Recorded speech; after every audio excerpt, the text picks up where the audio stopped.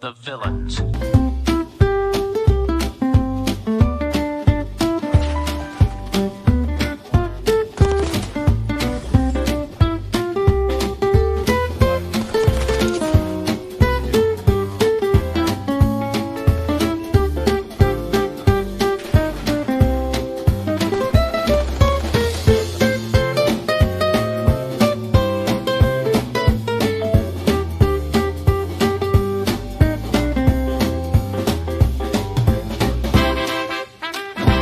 No, they're too close together up top.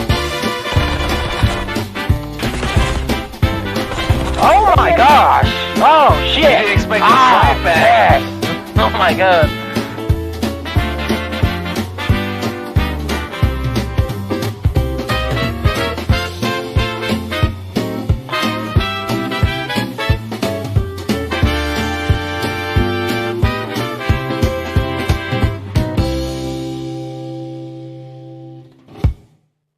Hello, everybody, and welcome to episode 5 of the Tiki Talk After Show. I'm here with Mischief, I'm shy. Hi. our season 2 winner, and we're going to talk about what just went down on the episode. Obviously, a little bit crazy still. We did our team swap that really was just Growler and Reflectory, but honestly, I'd say those are kind of the two key people to swap. If I'm being honest here. Yeah, I mean, both teams, it seems like kind of like a fair swap. I mean, both are pretty high level players. So I didn't really see much changing. I think everything's going to come down to the more wild card players and stuff, like Madison, D Boone, and Prime. I feel like they're week to week depending on how they play. Whereas I think Reflect and Growler are just kind of cemented as like solid players. Yeah. Yeah, we had 5 for Mango and 3, I almost said 4, 3 for Twilight, which is a pretty big gap. I know some people were speculating if we were going to move one over, but we did 2 people for Immunity on the side of Mango there, and it was Marv and Prime who were safe, so a little bit interesting pair there, having Reflectory, CJ, and Mystery playing in the challenge match. Yeah, I wanted to touch up on that a little bit. I know I give Marv a lot of slack, but or a lot of flack, flack, Flack. whatever. Yeah. Yeah, I give him a lot of flack, but I mean, I like what the dude's doing. He's kind of like I don't want to say following my footsteps because he's his own player, but the fact that Mhm. he's winning immunity every week and keeping himself safe and not just leaving it in someone else's hands or leaving it up to a match, I think that's a solid move, and I think it's a great strategy. Um, Good on him for like fighting to get that immunity, and again, it's somewhat impressive. So kudos to him. Yeah, I mean, it's very impressive to go back to back without having to play. But do you think there's a downside to that? I mean, you did that more than me. I don't think I won immunity once. I was throwing so I could play. That was my Yeah, strategy. So you have more experience with that. yeah. I mean, the downside of that is you kind of lose chemistry, and you're not exactly always talking to the players you're playing with and strategizing. So if there's any, somewhat on the side alliances being made during match time, you're kind of missing out on that. You're just kind of out of the loop a little. I mean, that was my strategy going into my season, just because I didn't know, you know, anyone from a brick in the wall. So there was really no point of me kind of trying to strategize. Everybody was already cemented as like an alliance, and everybody already knew each other. Whereas I was just a random who came in.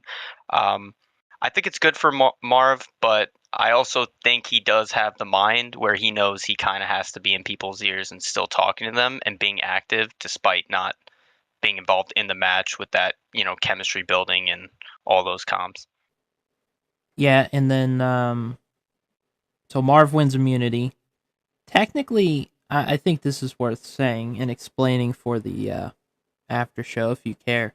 So technically, Mhm. Siege won immunity, but um, had a situation with a technical error, and instead of having Prime get eliminated, Siege decided to give his immunity to Prime, which was an interesting move. I mean, I think that that might be something to watch down the line if he's trying to maybe form an alliance with Prime, because doing that was definitely something interesting.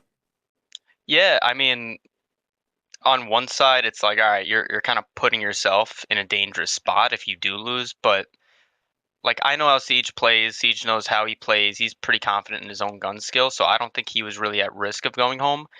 I think it was a great move though, in the sense where you're kind of building a relationship with other people, kind of showing like, hey, I will, give up my immunity to play if someone can't show up. It's very similar to what I did when I won immunity and I gave it to Growler to participate. It's dangerous, but if you're confident, it's really good for building alliances. So again, I think that was a very solid move out of him, and I think a lot of people kind of respected that. Yeah, that's definitely something I have my eye on going forward. See if those two, once we get down to it, are teaming or not. We had the reward being to pick the mystery mode, and they picked TDM. Um, so that was interesting. And then we also did a throwback week, all BO2 maps. Um, so that was interesting. That obviously throws a bit of a wrench into some things because you're not familiar with the maps. That said, I mean, you these maps are pretty standard. I mean, there's nothing crazy going on. We're not playing like pub maps. I think the worst one's firing range, but it was on TDM. I thought they played it well. I mean, we have got to see Yemen and Express slums, stuff like that. Keep it fun, you know. What do you think? We didn't really do any of that last season, I don't think, with you.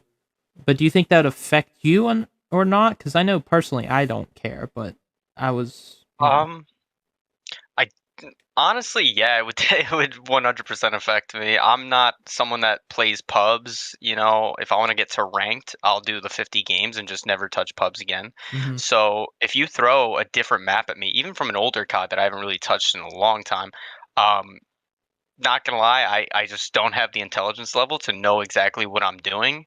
And then, of course, my mind just kind of goes to slay out and pray for the best. Again, a lot of the players that are left during these series, I feel like they have played the pub maps. They know what they're doing, and even if they don't, their gun skill can kind of like pick them up.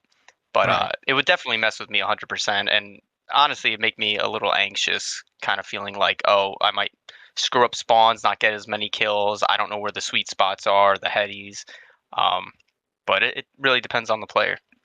Yeah, and then we get to the series, and it might have messed with Reflect because I mean he played well, but the team struggled. Mango pretty much got steamrolled. I mean, for lack of better term. Um, Siege played well. Reflectory played good enough, from my recollection, and it's just like Mystery's been surviving all this time, and finally, he has a bad enough week that he's getting sent home, and that was Mm. kind of weird to see because I mean he's been in two 1v1s, and now he's being sent to Battle Bay, which we've done both seasons. Obviously, well, you didn't go there. I didn't go there either. Yeah, I don't yeah. think anyone's won from Battle Bay, which is an interesting note. Yeah, no, nobody's won from Battle Bay, so that's gonna be interesting to watch this year. And because it's been such a I don't know common thing, it's not like oh there's an extra protection now. We threw Megatron there from the start, and that was interesting because I you could tell Mystery was caught off guard. Um, but yeah, what do you think about hiding Megatron there and how that all went down? You know, uh, Again, I remember you mentioning it to me earlier in the season, and I thought it was an awesome twist. I mean, it's one thing to have another player already in Battle Bay, but when you find out it's Megatron, who is, you know, he's a really good player, and he is not someone that you feel confident going against. I guess maybe unless you're like Reflect or Growler, but Hmm. otherwise, like it's like a shark under the water. You do not want to get in that water at all. So um, I think it's kind of lighting a fire under some of the players' asses because they know now it's not a 1v1 against the two bottom players. Now it's you're going up against someone who said yes. This guy is absolutely crazy and mad enough to say, "Yeah, I will start at a disadvantaged place like in Battle Bay." He loses once, he's gone.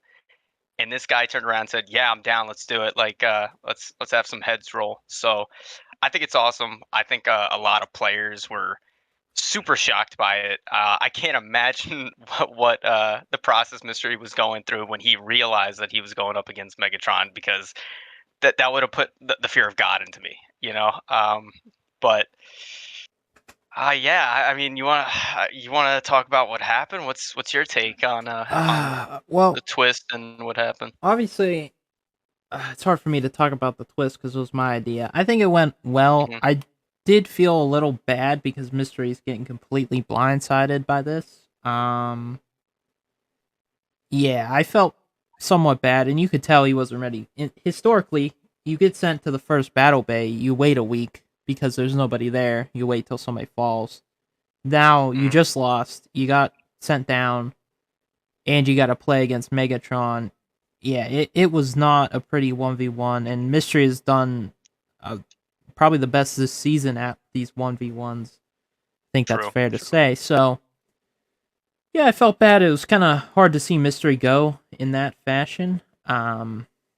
But hey, he had a great run, in my opinion. I think he outperformed a lot of expectations, and yeah, it's sad to see him go, but I think he had a really good first season. I mean, it's hard your first season, um, because it's such an individual game. So, Mm. Yeah, I mean, I like you said, he exceeded my expectations 100%. I didn't really think he'd get past top four. No disrespect to him. And then in the 1v1s, him winning a couple, that was super impressive against some pretty solid players too. Um, yeah, I mean it's definitely unfortunate. I can't say I feel bad because of the twist and everything. It's again, it's the same situation with a couple of players we've had this season. It's just straight up unlucky. It just mhm, happens. And, we try to kind of like hammer it into these players' minds that, hey, like there's some crazy twist coming up. It's not going to be as easy as you think. It's not all just based on gun skill and this and that. We enforce the fact that some random shit's going to happen. You have to be able to adapt and you have to be always on your toes. And again, this is really no different from that.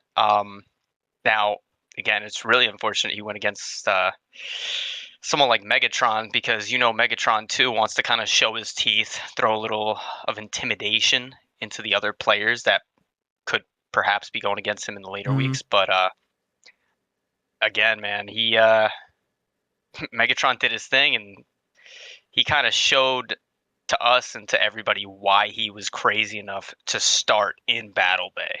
right. Um, But again, kudos to Mystery for having a solid first season. I think he played great, and he was really interesting to watch. Yeah, and so Mystery's gone. Megatron waiting in the battle bay. That's going to be a interesting threat looming over this whole season until he's gone. But I know next week nobody's gonna want to lose that and get sent down to Mhm. Megatron. So it's gonna be exciting to see how next week goes. Do you have any thoughts on this week, or do you have anything you want to bring up? Yeah, I'm seeing some alliances bloom, and I'm seeing some people in the talks. Now, again, I don't want to out anyone's alliance or things that were said or anything like that. Completely unbiased caster and partner. But Hmm. it's really starting to bubble up. It's starting to get interesting, and I think next week at our on the after show podcast, I could probably bring up more of these alliances. I will say again, I do know Growler Mystery had a bit of a uh, what's the word I'm looking for?